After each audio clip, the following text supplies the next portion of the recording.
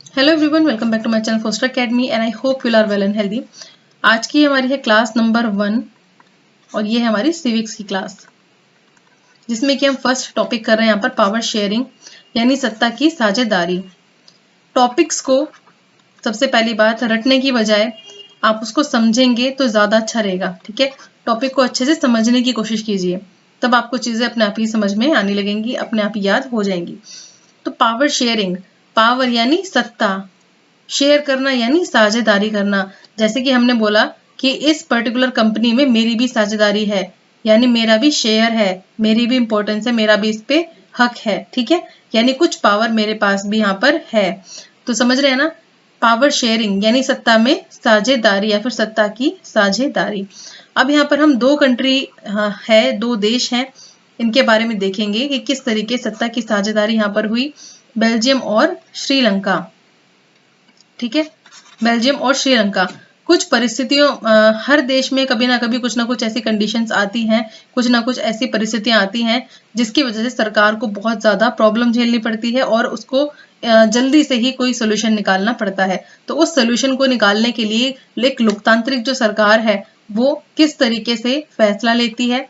ठीक है, और पावर शेयरिंग यानी सत्ता में साझेदारी की जो डिमांड है वो क्यों उठती है, ऐसी क्या क्या चीजें होती हैं, और अगर ऐसी जरूरत पड़ती है तो लोकतांत्रिक सरकार सत्ता की साझेदारी कैसे करती है, कैसे पावर का डिस्ट्रीब्यूशन करती है, कैसे शक्ति को बांटती है, यही देखेंगे हम। ठीक है, चलिए शुरू कर लेते हैं चैप्टर। शुरू करते हैं अपना टॉपिक। तो हमको जैसे कि पता ही है, लोकतांत्रिक जो देश होता है उसमें बहुत सारी चीजें होती हैं, बहुत सारी विशेषताएं होती है उसकी। जैसे कि अगर हम बात करें तो इसमें जो सरकार है उसके प्रमुख अंग होते हैं, जैसे कि होता है व्यवस्थापिका, ठीक है, इसके अलावा होता है न्यायपालिका और कार्यपालिका। तो यहाँ पर हम कह सकते हैं इनका जो स्ट्रक्चर होता है ये एक दूसरे से बिल्कुल अलग है, यानी पावर का डिस्ट्रीब्यूशन है। कोई एक व्यक्ति नहीं है जिसके पास सारी पावर है, क्योंकि अगर एक के पास होगी तो वो कैसा बन जाएगा, निरंकुश हो जाएगा और उसके ऊपर कोई भी कंट्रोल करने वाला नहीं होगा। तो इस तरीके से पावर का डिस्ट्रीब्यूशन होता है। अब डिस्ट्रीब्यूशन किस लेवल पर होता है, किस तरीके से होता है, ये देखने की जरूरत है। ठीक है, केंद्र और राज्यों के बीच में संबंध भी हम यहाँ पर देखेंगे। जब किसी शासन व्यवस्था में हर सामाजिक समूह और समुदाय की भागीदारी सरकार में होती है, यानी एक पूरी कंट्री में जितने भी उस कंट्री के ग्रुप हैं, ठीक है, किसी भी रिलीजन के हों, किसी भी कास्ट के हों, किसी भी क्लास के हों, ठीक है, उनको हर सभी को सरकार में पार्टिसिपेशन करने का मौका मिले, उनको भागीदारी मिले, तो इसे ही क्या कहा जाता है, सत्ता की साझेदारी। ठीक है, क्या कहा जाता है इसको, सत्ता की साझेदारी। अब यहाँ पर हम डिफरेंट एस्पेक्ट में इसको देखेंगे। सबसे पहले देखते हैं युक्ति परक तर्क, यानी एक ऐसा तर्क जिसमें हानि लाभ दोनों को ही देखा जाता है। जब भी कोई डिसीजन लिया जाता है, ठीक है, जब भी कोई फैसला लिया जाता है किसी सरकार द्वारा, किसी कंट्री द्वारा, उसके नेताओं मंत्रियों द्वारा, तो उस कंडीशन की हानि और लाभ दोनों ही पहले कंसिडर कर ली जाती है कि इस सिचुएशन में अगर हम ये काम करेंगे तो उसमें हानि ज्यादा है या फिर लाभ ज्यादा है। तो ऑब्वियस सी बात है, लाभ वाली सिचुएशन को ही आप एक्सेप्ट करोगे। ठीक है, तो युक्ति परक तर्क होता है किसी प्रॉब्लम को सॉल्व करने के लिए लाभ हानि को ठीक से देख लेना। विभिन्न सामाजिक समूहों के बीच में टकराव का अंदेशा इससे कम हो जाता है और राजनीतिक व्यवस्था में क्या आता है, स्थायित्व आता है, यानी स्टेबिलिटी आती है। जैसे क्या होता है कि एक दूसरे के ऊपर विश्वास फिर बनता है।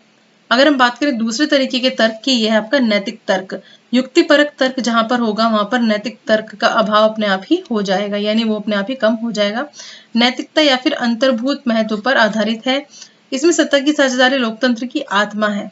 ठीक है, सत्ता की साझेदारी क्या कहा गया है, लोकतंत्र की आत्मा।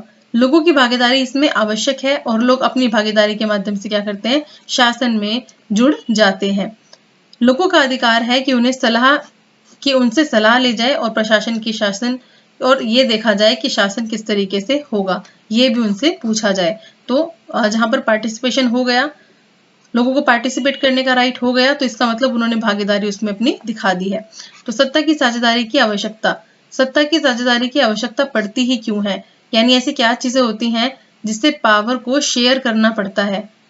ठीक है, तो समाज में शांति बनाए रखने के लिए और प्रेम भाव बनाए रखने के लिए बहुसंख्यक के आतंक से बचा जा सकता है। देखिए, बहुसंख्यक एक जो वर्ड है उसका मतलब क्या होता है, बहुसंख्यक जैसे कि शब्द ही बता रहा है, यानी ज्यादा संख्या वाला, ज्यादा संख्या वाला, यानी बहुसंख्यक वर्ग। एक वर्ग, एक ग्रुप जिसकी संख्या बहुत ज्यादा है, जिसकी आबादी कंट्री में बहुत ज्यादा है, वो क्या करता है मोस्टली, वो अपने जो फैसले हैं वो अपने हिसाब से लेता है फैसले, और जो अल्पसंख्यक वर्ग है उस पर कम ध्यान दिया जाता है, या उसके जो अधिकार है, उसकी जो इम्पोर्टेंस है, पार्टिसिपेशन करने की जो एबिलिटी है, उसको पूरी तरीके से खत्म कर दिया जाता है। तो क्या देखा गया है कि जो बहुसंख्यक वर्ग होता है किसी कंट्री का, वो अल्पसंख्यक वर्ग से उसके अधिकार को कुछ ना कुछ हद तक छीन लेता है। तो ये जो अधिकारों के बीच की लड़ाई होती है ना, यही तो आगे बड़ा ही एक कह सकते हैं कि युद्ध का माहौल बना देती है। तो समाज में सौहार्द और शांति बनाए रखने के लिए बहुसंख्यक के आतंक से बचा जा सकता है। लोकतंत्र की आत्मा का सम्मान रखने के लिए सत्ता की साझेदारी बहुत ज्यादा जरूरी है, यानी सभी का पार्टिसिपेशन होना जरूरी है। देखिए लोग बाग क्या चाहते हैं, अधिकार, और मेनली जैसे कि आपको पता ही है ना, राइट टू वोट। तो राइट टू वोट के लिए तो बहुत ज्यादा पुराने टाइम से ही लड़ाइयाँ चली आ रही हैं। पहले ये उन लोगों को दिया गया था राइट टू वोट जिनके पास प्रॉपर्टी थी, ठीक है, जब शुरू की बात थी, बिल्कुल यूरोप की बात हो रही है, कि जिनके पास प्रॉपर्टी थी उनको राइट दिया गया। उसके बाद फिर उन लोग, फिर जो जेंट्स है या फिर कह सकते हैं मेल है वोटर्स, उनको राइट दिया गया। फिर फाइनली बहुत टाइम बाद मजदूर लोगों को या फिर आम जनता को, जिनके पास ज्यादा पैसा नहीं था, उनको और महिलाओं को ये राइट दिया गया वोट देने का। तो अपने आप में जब वोट के अधिकार से वंचित रखा जाता है किसी को, तो उसके क्या होता है, पार्टिसिपेशन कंट्री में नहीं होता, और फिर वो बिल्कुल अलग थलग ही रहता है, और उसे ऐसा लगता है कि उसका इस देश में है ही क्या। जैसे कि अगर आप घर में हो और कोई फैसला लिया जा रहा है बड़ा, और आपसे कोई चीज नहीं पूछी जा रही हो, तो आपको बहुत बुरा लगेगा। लेकिन अगर घर में कोई चीज आ रही है या फिर कोई एक बड़ा डिसीजन लिया जा रहा है और उसमें आपकी इंपॉर्टेंस भी दिखाई जा रही है, तो आपको अच्छा लगेगा। ये कुछ ऐसा ही है कि देश में इतना बड़ा कोई पद दिया जा रहा है किसी को, तो उसमें लोगों का पार्टिसिपेशन जरूरी है, और उन लोगों को भी, सभी लोगों को अधिकार है, हर वर्ग को अधिकार है उस पद पर खड़े रहने का, ठीक है।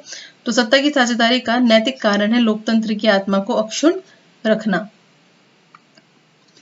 अब यहाँ पर हम सबसे पहले बात करते हैं बेल्जियम की। बेल्जियम जो एक कंट्री है वो कहाँ की है, यूरोप कॉन्टिनेंट की, जिसकी आबादी हमारे बहुत सारे ऐसे राज्य हैं उनकी आबादी से भी आधी है, लेकिन इनके समाज की बनावट बहुत ही जटिल है, ठीक है। अगर हम भारत के समाज की बात करें तो भारत जैसे कि कहा जाता है कि डाइवर्सिटी का देश है, ठीक है। अलग अलग स्टेट है यहाँ पर, उनकी अलग अलग भाषाएं हैं, कल्चर है, डांस है, खाना पहनावा, ये सब चीजें अलग है। फिर भी बहुत सारी डिफरेंस होते हुए भी, डाइवर्सिटी होते भी हम यूनिटी के साथ यहाँ पर रह रहे हैं, ठीक है, एकता के साथ यहाँ पर रह रहे हैं। और सबसे जरूरी चीज ये है, अगर आपको एक साथ रहना है तो एक दूसरे की बातों का क्या करना पड़ेगा, सम्मान करना पड़ेगा, एक दूसरे का सम्मान करना पड़ेगा। अगर आपको सम्मान करना नहीं सिखाया जा रहा है और अपमान करना सिखाया जाता है, तो फिर उस कंट्री का कुछ भी नहीं हो सकता। तो यूरोप की बात हो रही है, ये एक देश के जो नेता होते हैं या एक देश के जो मंत्री होते हैं, वो ही उच्च पदों वाले जो कार्यकारी अधिकारी होते हैं, ये ही डिसाइड करते हैं कि देश को किस दिशा में लेकर जाना है। तो जैसे कि पता है बेल्जियम एक छोटा सा देश है जिसकी आबादी बहुत ही कम है, और यहाँ का जो समाज है उसका स्ट्रक्चर बहुत ही डिफरेंट है। इसमें रहने वाले 59% जो लोग हैं वो क्या है, डच भाषा बोलते हैं, ठीक है। डच भाषा बोलने वाले कितने लोग हैं, 59%, और 40% है क्या भाषा बोलने वाले लोग, फ्रेंच बोलने वाले, ठीक है। ये कंडीशन दी जा रही है कि सत्ता की जो भागीदारी है वो किस तरीके से कौन सी कंट्री हैंडल करती है। तो 59% डच बोलते हैं लैंग्वेज, और 40% फ्रेंच लैंग्वेज बोली जाती है। बाकी जो 1% लैंग्वेज है वो क्या है, जर्मन, ठीक है। अब हम अगर एरिया की बात करें तो ये कौन कौन से एरिया है, वेलोन, यहाँ पर है फ्रेंच भाषी लोग, ठीक है, 40% ये रहा, ठीक है, ये है फ्रेंच बोलने वाला। और फ्लेमिश, ये क्या है, फ्लेमिश, इस एरिया का नाम क्या है पूरा, फ्लेमिश। फ्लेमिश में कौन सी भाषा बोली गई है, डच, ठीक है।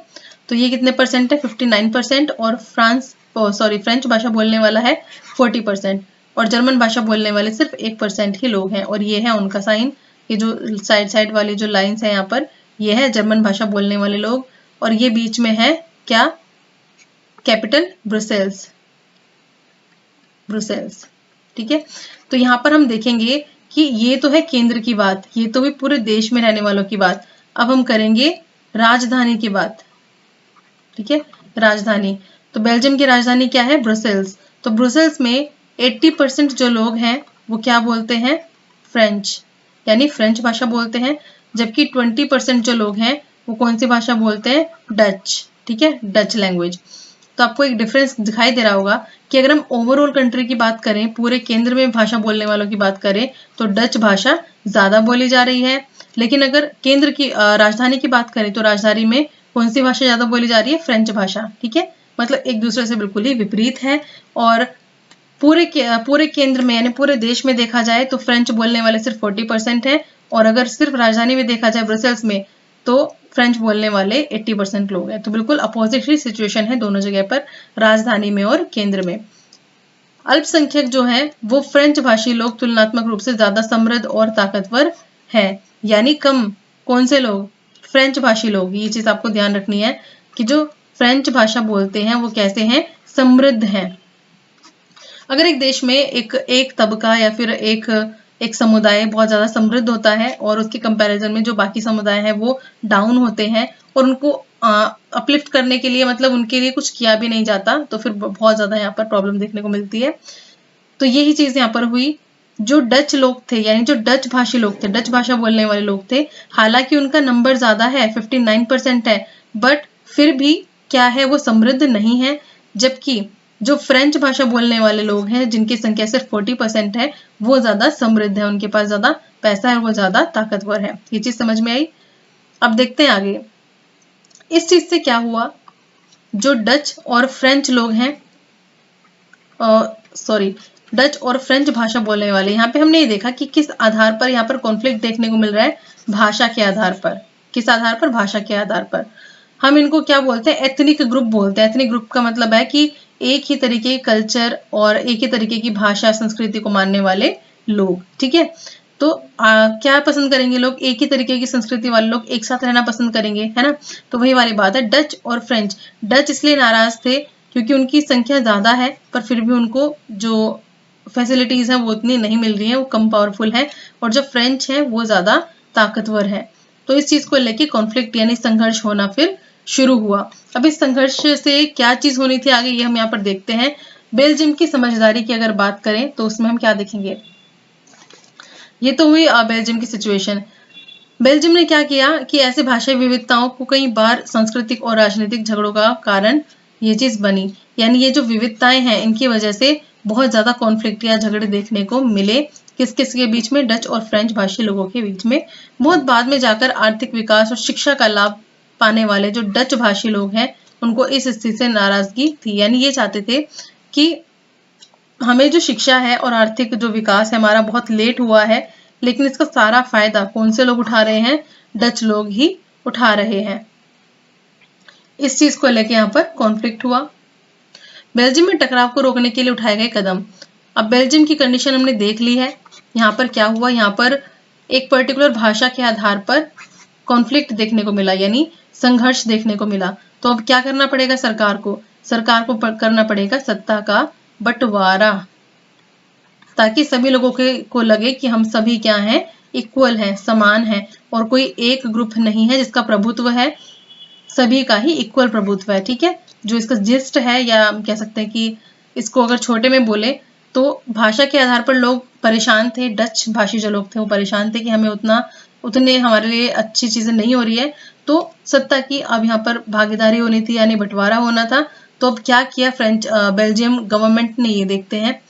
केंद्र सरकार ने डच व फ्रेंच भाषी मंत्री हैं उनकी संख्या समान कर दी, यानी इनका प्रतिनिधित्व जो है वो बिल्कुल समान कर दिया, यानी जो इनके मंत्रियों की नेताओं की संख्या होगी केंद्र में वो बिल्कुल इक्वल होगी, चाहे वो चाहे वो डच हो या फिर फ्रेंच हो।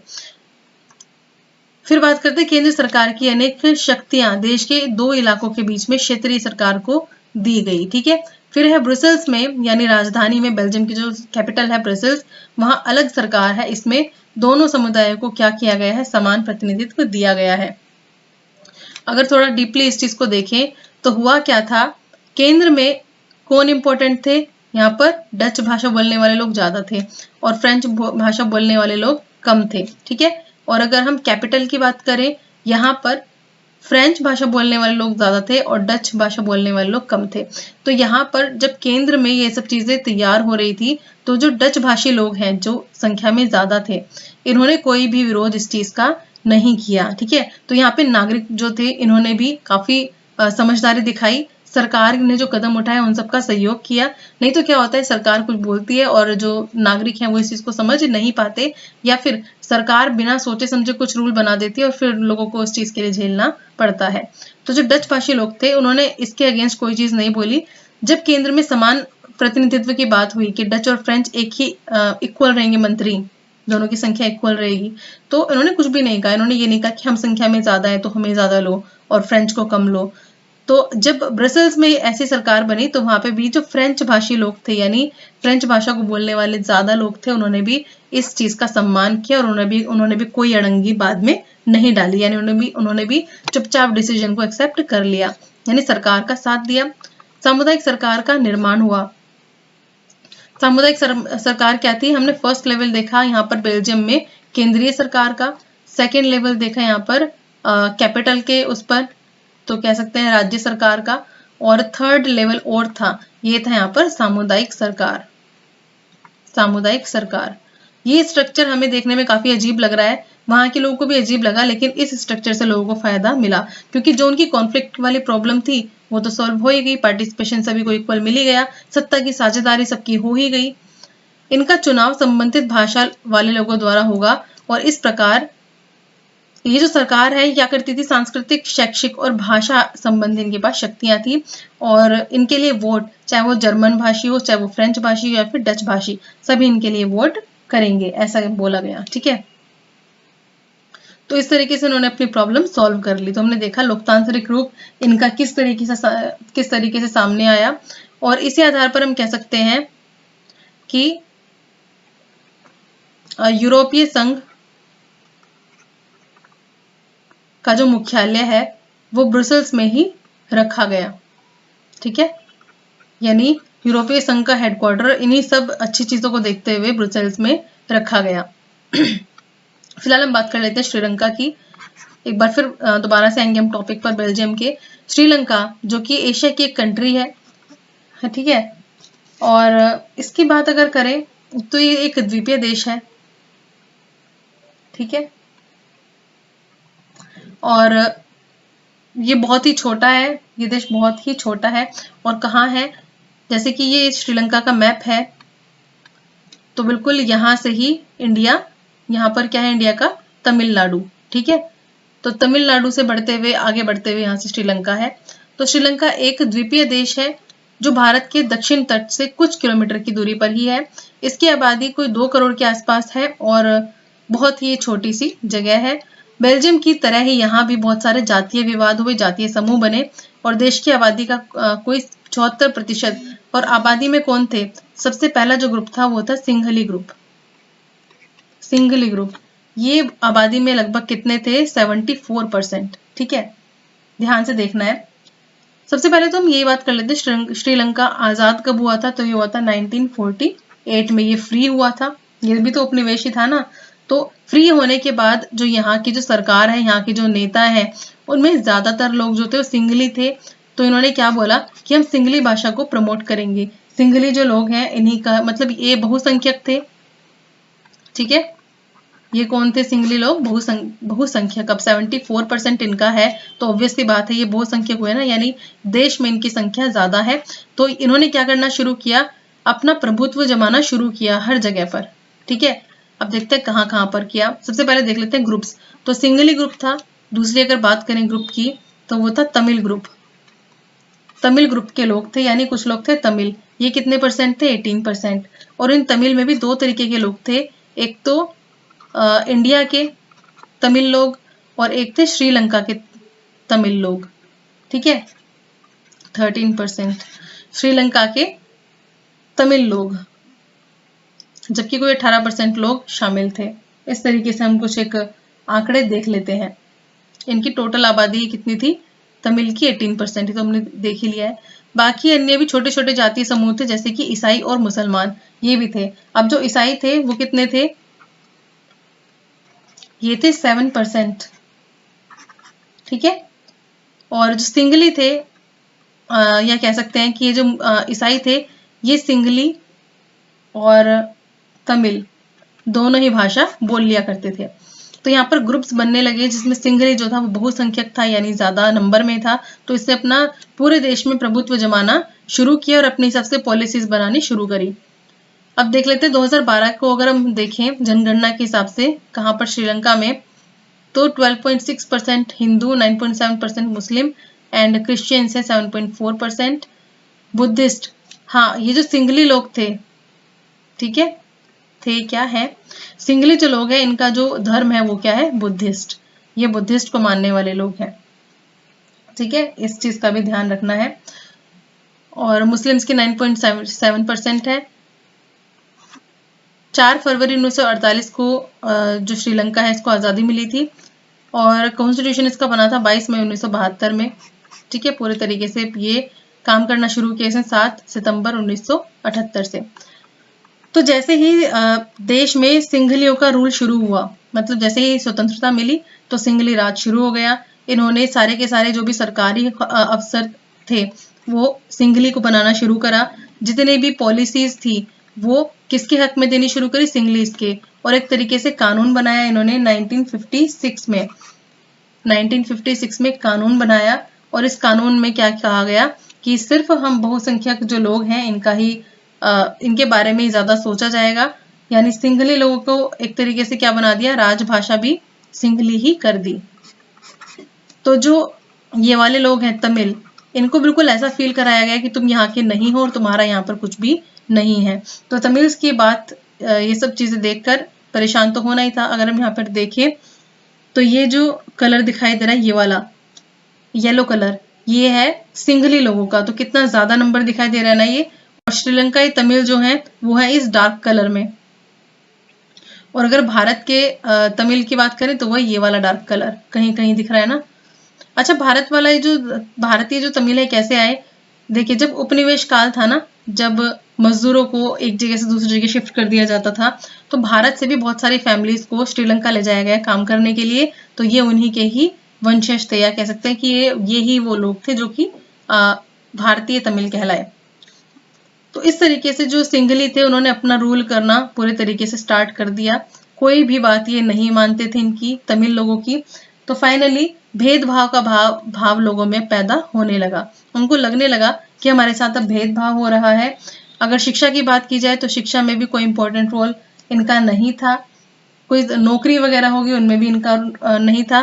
पहले जो नौकरी है वो सिंघली लोगों को मिलती थी और बाद में आता था तमिल लोगों का नंबर। एक तरफ, दूसरी तरफ देखते हैं भाषा को भी राजभाषा किसको घोषित कर दिया, सिंघली भाषा को ही। तो इनकी भाषा को भी प्रमोट करने नहीं दिया। इस वजह से इनके जो रिलेशन थे वो कैसे होने लगे, दोनों ही ग्रुप्स के आपस में एकदम खराब रिलेशन होने लगे। भाई नाराजगी तो थी ही, तो इन्होंने क्या करना शुरू किया, इन्होंने सोचा कि हमें क्या करना पड़ेगा, कोई ना कोई अपनी आर्मी या फिर अपना कोई एक पार्टी तो बनानी पड़ेगी। और हाँ, धर्म, एक बात होती है कि जो लोकतांत्रिक राज्य है, लोकतांत्रिक देश है, उसमें धर्मनिरपेक्षता भी बहुत इंपॉर्टेंट रोल प्ले करता है। तो धर्म यहाँ पर इन्होंने बौद्ध धर्म देखा, बौद्ध धर्म को ही इन्होंने संरक्षण देना शुरू करा, ठीक है। तो श्रीलंका में इस तरीके से टकराव की स्थिति धीरे धीरे से बन गई। देश जो है पूर्वी भागों में तमिल लोग अधिक थे, जबकि देश के बाकी हिस्सों में सिंघली लोग बहुत संख्या में थे। यदि श्रीलंका में लोग चाहते तो वो भी बेल्जियम की तरह ही अपनी जातीय मसले का कोई भी उचित हल निकाल सकते थे, लेकिन वहां के जो बहुसंख्यक हैं उन्होंने अपने समुदाय को सुपीरियर दिखाया और सरकार ने भी इस चीज को बिल्कुल भी वो नहीं किया। सिंघलियों ने अपने बहुसंख्यकवाद को दूसरे के ऊपर थोपना शुरू करा, यानी अपनी पॉलिसीज को तमिल्स के ऊपर थोपना शुरू करा मेनली, जिससे वहां पे गृह युद्ध की स्थिति आ गई। अब जो गृह युद्ध की स्थिति है वो कैसी स्थिति होती है, जब कुछ ग्रुप्स बनते हैं जो सरकार का क्या करते हैं, विरोध करते हैं, ठीक है। किसी भी कंट्री में सरकार का विरोध कुछ ग्रुप्स के द्वारा किया जाता है और फिर इस संबंध में क्या होती है, बहुत हिंसक लड़ाइयां भी देखने को मिलती हैं, ठीक है, हिंसक लड़ाइयां भी देखने को मिलती है। तो यही लगता है, यही कंडीशन होती है जब कहा जाता है कि गृह युद्ध चल रहा है, यानी अपने घर में ही युद्ध चल रहा है, बाहर जाना नहीं पड़ रहा है, अपने घर में ही जो कंडीशन है वो काफी खराब चल रही है। तो ये गृह युद्ध की जो कंडीशन होती है इसमें बहुत ज्यादा खराब मामला हो जाता है, क्योंकि कोई खुल के वैसे सामने नहीं आता है। एक्टिविटीज तो काफी होती हैं पर गुपचुप तरीके से बहुत सारी चीजें चलती हैं। ठीक है, जहां से हेल्प ली जाए वहां से हेल्प ली जाती है। श्रीलंका में बहुसंख्यकवाद, बहुसंख्यकवाद का मतलब समझते हैं, ये तो हमें पता ही है वैसे। जब कोई एक समुदाय होता है जिसकी संख्या ज्यादा होती है, वो अपने मनमाने ढंग से, मनचाहे ढंग से शासन करने की बात करता है, और उसके लिए वह क्या करता है, अल्पसंख्यक समुदाय की जरूरत और इच्छाओं की अवहेलना करता है। यानी उसकी इच्छाएं, उसकी जरूरत और उसके मान सम्मान की कोई भी चिंता इनके भी आपको बताया गया। 1956 में कानून बनाए गए थे। भाषा की अगर बात करें तो राजभाषा घोषित कर दिया गया था। कौन सी लैंग्वेज को? सिंगली लैंग्वेज को ही। इसके अलावा धर्म को संरक्षण दिया गया, बौद्ध धर्म को। नौकरी में बात की गई, वो भी किसकी बात करी? सिंगली लोगों की। ठीक है, मतलब हर जगह किसको प्राथमिकता दी गई? सिंगलियों को। तो इससे जो दूसरे लोग थे, तमिल लोग, उनके मन में कड़वाहट की स्थिति हो गई और वो नाराज हो गए इस चीज को देखकर, क्योंकि कहीं भी उनको आगे आने नहीं दिया जा रहा। तो उन्होंने इन सब चीजों को देखते हुए क्या डिसाइड किया कि हम एक पार्टी वगैरह कुछ एक ऐसी चीज बनाएंगे। तो आपको एक पार्टी का नाम याद रखना है। जब कॉन्फ्लिक्ट ज्यादा बढ़ने लगे तो 1980 के आसपास, 1980 के दशक में कह सकते हैं, उत्तर पूर्वी श्रीलंका में क्या स्वतंत्र तमिल ईलम, ठीक है, उन्होंने कहा कि इस इलाके में स्वतंत्र तमिल ईलम पार्टी एक बनाई जाएगी और वो क्या करेगी, यहाँ पर रूल करेगी, या फिर एक संगठन हम बनाएंगे। ठीक है, एक तरीके से इन्होंने सरकार बनाने की बात की। किसने? तमिल्स ने। जब तमिल लोग परेशान हो गए तो इन्होंने उत्तर पूर्वी श्रीलंका में एक स्वतंत्र तमिल ईलम पार्टी की बात करी। ठीक है, और इसकी कुछ डिमांड भी इन्होंने रखी, जो कि डिमांड क्या थी? यही थी कि राजभाषा जो उसको हटा दिया जाए, धर्म को, एक ही धर्म को तुम क्यों प्राथमिकता दे रहे हो, इन सब चीजों को लेकर बात होने लगी। काफी सारी डिमांड थी, शिक्षा वगैरह भी इसमें शामिल थे। तो ये सब चीज चल रही थी, गृह युद्ध चल ही रहा था। अब जो लोग झेल पाए ठीक है, काफी लोग मारे भी गए। कुछ लोग जो नहीं कर पाए कुछ भी, वो क्या चले गए, यहाँ से चले गए और दूसरी कंट्रीज में जाकर शरणार्थी बन गए। ठीक है, तो इससे हालत और खराब होनी थी। इसके अलावा पैसे नहीं थे इन लोगों के पास, तो रोजी रोटी की जो प्रॉब्लम थी वो भी उनको बहुत ज्यादा देखने के लिए मिल रही थी। अब अगर हम बात करें तो वैसे कहा जाता है, ये डेटा भी बताता है कि जो श्रीलंका है उसकी आर्थिक विकास की जो प्रक्रिया है, या फिर आर्थिक विकास की जो पॉलिसीज है, वो सबसे ज्यादा बढ़िया है। ठीक है, अगर स्वास्थ्य शिक्षा की बात करें तो वो हमेशा अच्छे रिकॉर्ड को ही दिखाता है। लेकिन अगर किसी राष्ट्र में, किसी देश में इस तरह की कंडीशंस हो जाए तो उस राष्ट्र का फिर आगे क्या होगा। तो इस तरीके से कंडीशंस बहुत ज्यादा खराब वहां पर हो गई थी। तो हमने यहाँ पर दो चीजें देखी हैं। बेल्जियम को हमने पढ़ ही लिया है कि बेल्जियम में क्या क्या चीजें हुई थी। बेल्जियम में तो प्रॉब्लम हुई थी, बेल्जियम में प्रॉब्लम हुई थी भाषा को लेकर, जिसमें कि डच भाषा और फ्रेंच भाषा को लेकर लोगों में झगड़ा था। डच भाषा वाले लोग नाराज थे, लेकिन सरकार ने इनकी नाराजगी को समझा, एक अपनेपन वाली भाव लेकर आए। जैसे कि अगर किसी फैमिली में कोई एक हमारा रिलेटिव बोल रहा है, फिर कोई एक बच्चा बोल रहा है कि मुझे तो कम इंपॉर्टेंस दी जाती है, और दूसरा बच्चा बोल रहा है कि नहीं, कि मुझे कम इंपॉर्टेंस दी जाती है, तो जो फैमिली मेंबर्स हैं उनको, उन दोनों को बैठाकर क्या बताना चाहिए कि नहीं, तुम इक्वल हो, कोई भी चीज ऐसी नहीं है। तो जब तक एक बातचीत वाली बात नहीं होगी या फिर एक समझदारी वाली बात नहीं होगी, तब तक कोई प्रॉपर डिसीजन नहीं निकलेगा। सेम चीज हुई बेल्जियम में। बेल्जियम में अपनेपन की भावना दिखाई सरकार ने, और सोचा कि चलो अगर सेपरेशन होगा तो होगा, पर फाइनली पूरा देश एक साथ तो रहेगा। और ऐसा क्या सेपरेशन रहा कि बिल्कुल ही अलग फेंकना पड़े। इससे अच्छा है कि उनको सत्ता में साझेदारी दे दी जाए, यानी कि अपनी जो उनको चाहिए, पॉलिटिकल राइट चाहिए, ठीक है, उनको ये फील हो कि हमारी भी कोई इंपॉर्टेंस है, तो ये इंपॉर्टेंस उनको दे दी जाए। तो जो डच भाषी लोग थे, डच लैंग्वेज बोलने वाले लोग थे, उनको काफी ज्यादा बराबरी का भाव दिखाया गया। तो इसलिए वहां की प्रॉब्लम तो सॉल्व हो गई थी। लेकिन अगर हम श्रीलंका की कंडीशन देखें तो वहां पर बहुसंख्यक जो वाद है उसकी वजह से काफी ज्यादा प्रॉब्लम उनको झेलने को मिली। वैसे हुआ क्या था, बाद में तो प्रॉब्लम सॉल्व हो ही गई थी। ठीक है, तमिल ईलम जो ग्रुप था, बाद में लेकर उसको काफी ज्यादा कॉन्फ्लिक्ट हुए। लेकिन हम यहाँ पर बात कर रहे हैं कि सरकार ने क्या कोई प्रॉब्लम सॉल्व करने के लिए कुछ रास्ता निकाला? तो नहीं, वो इस चीज में सफल बिल्कुल भी नहीं हो सके। अगर ऐसे सफल, अगर उतना लेट जाकर कुछ सोचा तो क्या सोचा, तब तक तो सब कुछ खराब हो ही चुका था। ठीक है, तो बेल्जियम की समझदारी हमने देख ली है। ब्रसेल्स जो सरकार है उसने काफी ज्यादा समझदारी दिखाई और बिल्कुल लोगों को अपने साथ वो ले आया, और इससे लोगों का विश्वास भी एक तरीके से सरकार के ऊपर बंधा था। ठीक है, अब हम नेक्स्ट बात करेंगे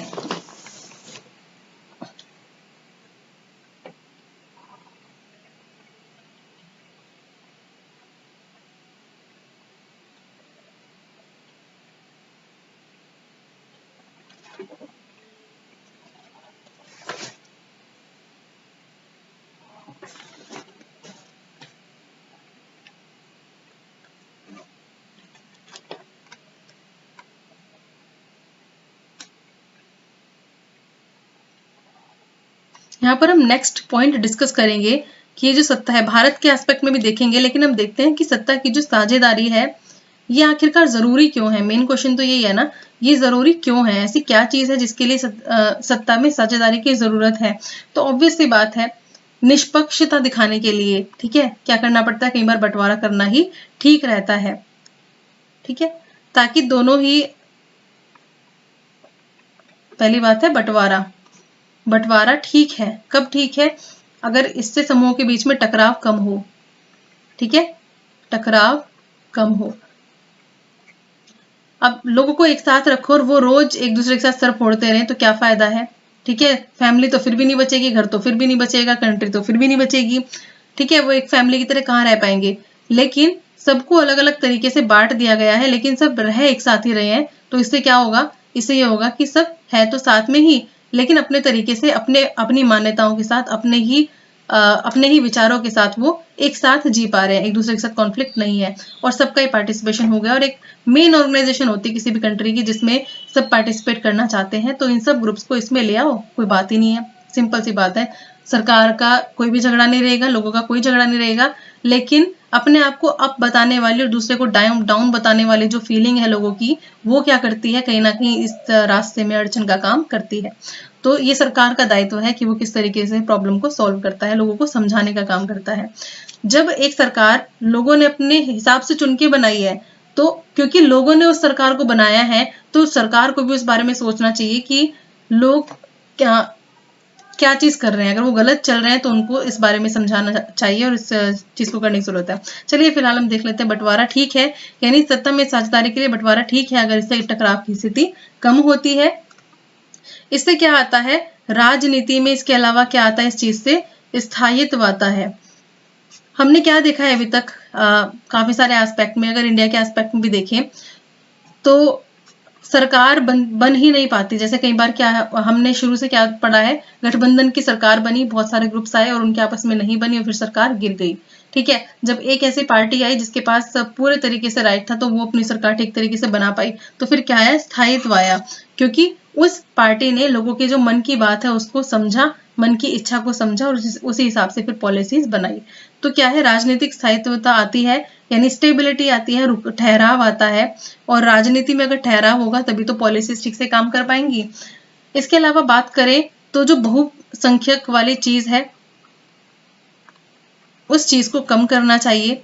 ठीक है, मतलब अगर सिर्फ बहुसंख्यक ही अपने हिसाब से डिसीजन मेकिंग पावर को पूरी तरीके से रखेंगे तो जो अल्पसंख्यक है उनकी पावर्स का क्या होगा और उनके जीने का क्या होगा, और उस तरीके से तो उनके जीने का कोई मतलब ही नहीं है अगर उनके पास कोई राइट ही नहीं है। इसके अलावा ये जो सत्ता का बंटवारा है ये और किस लिए चाहिए, ये चाहिए लोकतांत्रिक व्यवस्थाओं को ठीक से चलाने के लिए। ठीक है, लोकतांत्रिक जो व्यवस्थाएं होती हैं उनको सही ढंग से चलाना है तो सत्ता में बंटवारा जरूरी है, और फिर उसी तरीके से लोग फिर ठीक तरीके से काम कर पाएंगे। और सत्ता की जो साझेदारी है इसको ही लोकतंत्र की आत्मा कहा गया है, यानी अगर सच्चा लोकतंत्र होगा तो उसमें सत्ता में सभी की आत्मा, लोकतंत्र की आत्मा। ठीक है, तो सत्ता की साझेदारी में लोकतंत्र की आत्मा अगर वर्ड आ जाए तो बिना सोचे समझे सत्ता की साझेदारी वहां पर टिक कर देना, क्योंकि बहुत इंपॉर्टेंट चीज है। यहाँ पे हम थोड़ा सा आगे बढ़ते हैं। शासन व्यवस्था ठीक तरीके से चल पाती है किसी भी कंट्री की जब सभी का जो हित है वो पूरा हो जाएगा, तो कोई लड़ने के लिए सामने ही नहीं आएगा। अगर सभी के हितों को पूरा कर पाओगे तो लड़ने वाली सिचुएशन बनेगी नहीं। अब क्वेश्चन ये आता है कि सभी के हित को पूरा करेंगे तो इस तरीके से गलत चीज भी कर सकता है, नहीं तो कानून किस लिए है ना। और इसके जो अंग हैं, सरकार के जो अंग हैं, व्यवस्थापिका, न्यायपालिका और कार्यपालिका, ये भी तो कुछ काम करेंगे ना बैठकर, तो गलत कैसे हो जाएगा। तो सब अगर अपनी जगह स्ट्रिक्ट रहें तो फिर स्ट्रिक्ट तरीके से काम बढ़िया तरीके से हो जाएगा। ठीक है, भारत के एस्पेक्ट में देखें तो भारत में सत्ता की साझेदारी को दिखाने के लिए मताधिकार है। यहाँ पर सभी को राइट टू वोट दिया गया है। ठीक है, और ऐसा कोई भी भेदभाव नहीं है वोट देने में कि गर्ल्स वोट नहीं दे सकती है, कोई पर्टिकुलर क्लास, कास्ट, रिलीजन को लेकर ऐसा कुछ भेदभाव नहीं, क्योंकि भारत कैसा देश है, धर्मनिरपेक्ष देश है। धर्मनिरपेक्षता का मतलब होता है जब किसी एक धर्म की वकालत नहीं करना और सभी धर्मों को मानने के लिए पूरी इजाजत देना। ठीक है, नेक्स्ट है स्वराज, यानी स्वराज की बात भी जो भारत में है वो की गई है। सत्ता की साझेदारी, स्वराज के हिसाब से यहाँ पर संघवाद की बात भी देखने को मिली है, यानी जो बंटवारा है वो सभी के बीच में है, सभी अंगों के बीच में है। ठीक है, और अगर हम केंद्र की बात करें तो केंद्र सरकार है, यहाँ पर राज्य सरकार है, और इसके अलावा थर्ड लेवल पे सरकार है, पंचायती राज सरकार। तो सत्ता में साझेदारी के इन तीनों ही लेवल पे सभी लोग इन्वॉल्व हैं। ठीक है, हर तरीके का, हर क्लास, हर ग्रुप इसमें इन्वॉल्व है। फिर राजनीतिक सत्ता का बंटवारा अधिक से अधिक नागरिकों के बीच में हो, यानी नागरिकों का इम्पोर्टेंट रोल है यहाँ पर। सभी नागरिकों को ऐसा लगना चाहिए कि हमारी भी कोई इम्पोर्टेंस है और हमें भी कुछ समझा जा रहा है, तभी तो राइट टू वोट मिला है भाई, इम्पोर्टेंस है तभी तो। हम यहाँ पर देखेंगे सत्ता की साझेदारी के विभिन्न रूप।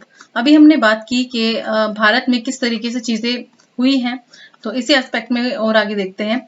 ऊर्ध्वाधर वितरण, यानी देश में पार्टिसिपेट करने के लिए ऊर्ध्वाधर वितरण होता है। अब ये ऊर्ध्वाधर वितरण किस तरीके से होता है, इसमें क्या होता है, जो सरकार है यानी जो गवर्नमेंट है उसने अलग अलग लेवल पे सरकार बनाई हुई है। ठीक है, यानी पार्टिसिपेशन इस तरीके से किया हुआ है, सत्ता का बंटवारा इस तरीके से किया हुआ है कि हर लेवल पे लोगों को क्या मिले, पावर मिल जाए, और किसी जो पावर है वो किसी एक के हाथ में केंद्रित ना हो। जैसे कि हम बात करेंगे केंद्र सरकार, इसको केंद्रीय सरकार भी कहते हैं, और ये एक तरीके से पूरे देश को चलाने की सरकार होती है। इसके बाद प्रांतीय सरकार या फिर क्षेत्रीय सरकार या फिर राज्य सरकार भी इसको कह सकते हैं, और ये पर्टिकुलर राज्य के लिए होती है। अलग अलग जगहों पर अलग अलग नाम से इसको जाना जा सकता है, लेकिन यहाँ पर क्या है, राज्य सरकार, इनके पास अपने खुद के अधिकार होते हैं, राज्य के पास अपनी सरकार को लेकर कुछ अधिकार होते हैं, जिस वजह से ये केंद्र के ऊपर पूरी तरीके से डिपेंडेंट नहीं होती। ठीक है, तो इसके पास अपने अधिकार है, केंद्र सरकार के अपने अधिकार हैं, प्रांतीय सरकारों को भी कुछ शक्तियां दी गई हैं। इसके अलावा एक और लेवल होता है इससे नीचे, मतलब कह सकते हैं कि उच्चतम लेवल से लेकर निम्नतम लेवल तक क्या होता है, शक्ति का बंटवारा होता है ये। और थर्ड लेवल अगर हम देखें तो ये आपका स्थानीय लेवल, ठीक है, स्थानीय सरकार, जिसको हम एक तरीके से पंचायती सरकार भी कह सकते हैं, या फिर जो आपकी नगर पालिका होती है, नगर निगम सरकार होती है, इनको भी कहा जा सकता है। क्योंकि अब क्या है, शक्तियों का बंटवारा हर लेवल पर कर दिया गया है। केंद्र के पास अपनी खुद की पावर है, प्रांत के पास भी कुछ शक्तियां हैं, और स्थानीय लेवल पर भी लोकल गवर्नमेंट जो है उनके पास भी कुछ पावर है, और इन पावर के हिसाब से ये अपने स्वतंत्र तरीके से काम कर सकते हैं, स्वतंत्र तरीके से चीज कर सकते हैं। और इसमें हर लेवल में जो नागरिकों का पार्टिसिपेशन है या फिर हर एक ग्रुप का पार्टिसिपेशन है, उनके लिए भी चीजें इन्वॉल्व की गई हैं। ठीक है, तो ये था शक्ति का बंटवारा ऊर्ध्वाधर तरीके से।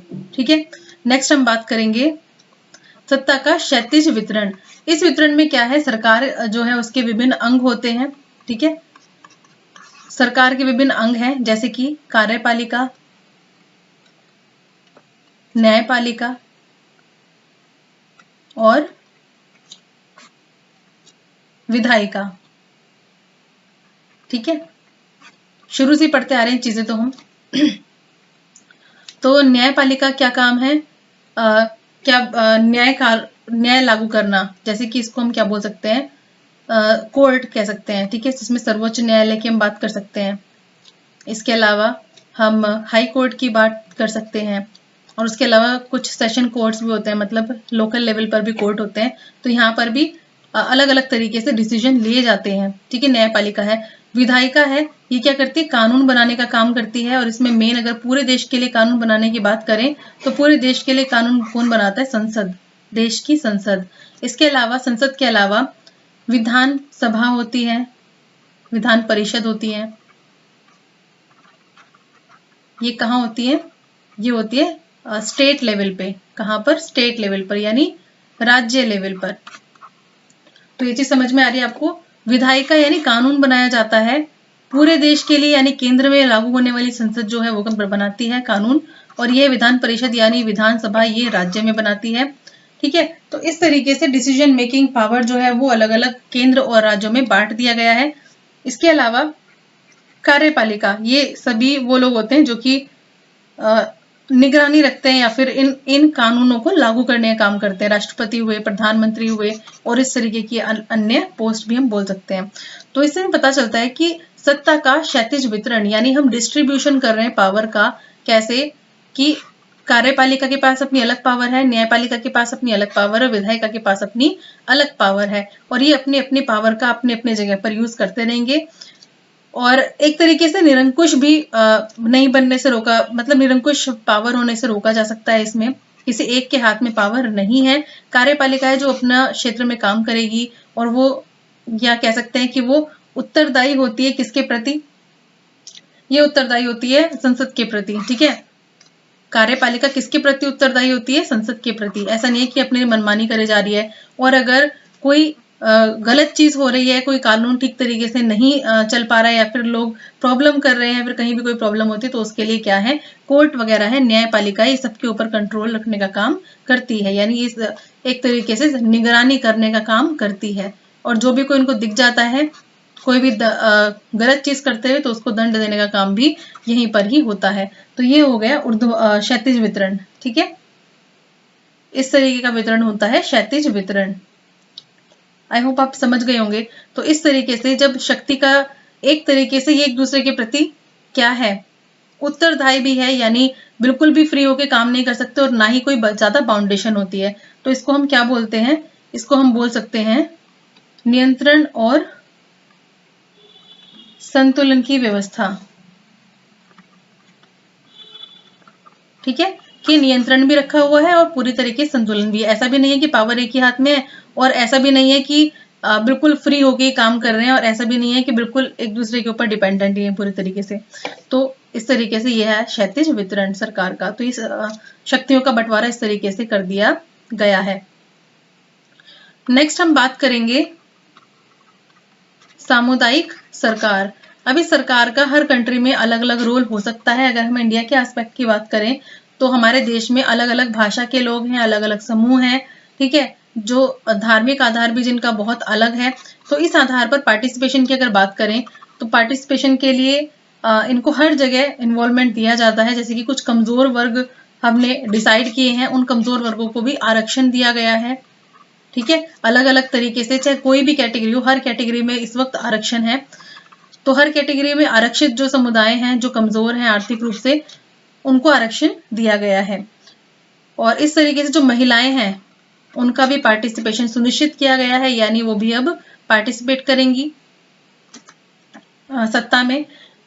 एक पर्टिकुलर नंबर उनका रख दिया गया है हर जगह, चाहे वो सरकार का कोई भी अंग हो, ये सब ग्रुप उसमें शामिल होंगे ही। तो इस तरीके से कोई एक ग्रुप ऐसा नहीं है जो कि बच जाए। ठीक है, यानी कोई ऐसा ग्रुप नहीं है जो रह जाए, जो पार्टिसिपेट ना कर पाए।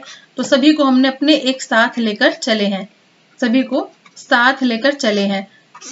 तो ये वाली चीज है, चाहे किसी भी तरीके से इन्वॉल्व किया हो, लेकिन किसी भी ग्रुप को हमने ऐसा नहीं छोड़ा कि वो अपने आप को बिल्कुल दूसरों से अलग समझे। तो इसी को कहते हैं सामुदायिक सरकार। ठीक है, इसमें अल्पसंख्यकों की भी बात की गई है ताकि सब सत्ता में क्या कर सके, भागीदारी कर सके। और कानूनी तरीके से इनका इन्वॉल्वमेंट कर दिया गया है, संविधान में लिख दिया गया है कि किसको क्या पद, किसका कितना आरक्षण है, ये सब चीजें हैं, ताकि कोई भी इसको पूरी तरीके से नकार ना सके। ठीक है, एक और ग्रुप की बात करेंगे, वो है दबाव समूह। दबाव समूह यानी प्रेशर ग्रुप, प्रेशर ग्रुप। इसके अलावा बात कर सकते हैं पॉलिटिकल पार्टीज के बारे में, यानी और भी तो पार्टी होती है ना, पॉलिटिकल जो पार्टीज होती हैं उनके बारे में। तो दबाव समूह एक ऐसे ग्रुप होते हैं जो एक पर्टिकुलर हित के लिए, अपने हित के लिए एक अलग अलग ग्रुप बना लेते हैं। ये डायरेक्ट पार्टिसिपेट नहीं करते हैं सरकार में या फिर इलेक्शंस वगैरह में ये लोग पार्टिसिपेट नहीं करते हैं, लेकिन सरकार की पॉलिसी जो है होती है उनको डिसाइड करने में जरूर इंपॉर्टेंट रोल प्ले करते हैं। यानी सरकार अगर कोई गलत पॉलिसी बना रही है और इनके हित के अगेंस्ट है, जैसे कि बहुत सारे मजदूर ग्रुप हो सकते हैं, व्यापारी ग्रुप हो सकते हैं, किसानों के ग्रुप हो सकते हैं, ठीक है, किसी के भी ग्रुप हो सकते हैं। अगर इनके हित के अगेंस्ट कोई कानून बनता है तो ये उसका प्रोटेस्ट करते हैं, उसके अगेंस्ट जाते हैं। और इंडिया में तो बहुत सारे इसके एक एग्जाम्पल हैं। तो ये सब चीजें क्या पेश करता है? एक लोकतांत्रिक स्ट्रक्चर, ठीक है, एक ऐसा स्ट्रक्चर जहां पे सभी को अधिकार दिए गए हैं, सभी को कुछ ना कुछ पार्टिसिपेशन करने के लिए राइट्स अवेलेबल हैं। इसके अलावा पार्टी जो है ये भी इंपॉर्टेंट रोल प्ले करती है। अगर एक पार्टी ने अच्छा प्रदर्शन नहीं किया है, सपोज एक पार्टी बनी, एक सरकार बनी किसी देश पर और उसने अच्छा काम नहीं किया, तो हमारे पास ऑप्शन होता है कि हम उस पार्टी को चेंज कर दें, उसकी जगह पर दूसरी पार्टी को ले आए। क्योंकि हर पार्टी के अपने अलग अलग ही विचारधारा होती है, अलग अलग उनके उद्देश्य होते हैं काम करने के, अलग अलग एजेंडा के साथ वो आते हैं। तो यही वाली चीज है और इससे प्रतिस्पर्धा भी बनी रहती है, यानी कंपटीशन भी बना रहता है। अगर एक ही पार्टी आती रहेगी तो क्या होगा? कंपटीशन खत्म हो जाएगा और उस पार्टी का ही प्रभुत्व बन जाएगा। तो अगर एक पार्टी अच्छा परफॉर्म नहीं करती, अच्छा काम नहीं करती, तो उसको अगली बार चेंज किया जा सकता है। तो जो दबाव ग्रुप है ये सरकार के सीधे सीधे पार्टिसिपेट नहीं करते, मतलब हम बात कर रहे हैं सत्ता में साझेदारी की। तो दबाव ग्रुप भी क्या कर रहे हैं यहाँ पर? प्रेशर ग्रुप से ये भी कर रहे हैं साझेदारी सत्ता में, लेकिन इनडायरेक्ट तरीके से। इसके अलावा पार्टीज जो होती हैं वो तो डायरेक्ट तरीके से करती ही हैं। तो ये क्या होते हैं? सब संगठित समूह होते हैं जो अपने अपने हित के हिसाब से अपने अपने समूह बनाते हैं, ग्रुप बनाते हैं और फिर सरकार के लिए क्या करते हैं? पार्टिसिपेट करते हैं, अगर इनको कहीं पर प्रॉब्लम नजर आती है तो। इस इन सब चीजों से पता चलता है कि सरकार ने, या फिर कह सकते हैं हमारी जो गवर्नमेंट है, उसने हर किसी को साथ लेके चलने की बात की है और सभी ग्रुप्स का इन्वॉल्वमेंट सत्ता में रखा है। तो सत्ता में साझेदारी सभी की है, ठीक है। तो चलिए ये थी आज की क्लास और टॉपिक हो गए यहाँ पर फिनिश। नेक्स्ट मिलते हैं अपनी अगली क्लास में टॉपिक नंबर 2 के साथ। तो जल्दी से कर लीजिए पढ़ाई, ठीक है। मैं बना लेती हूँ नेक्स्ट अपनी क्लास।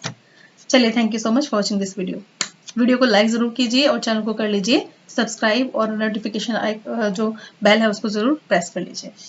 चलिए मिलते हैं नेक्स्ट क्लास।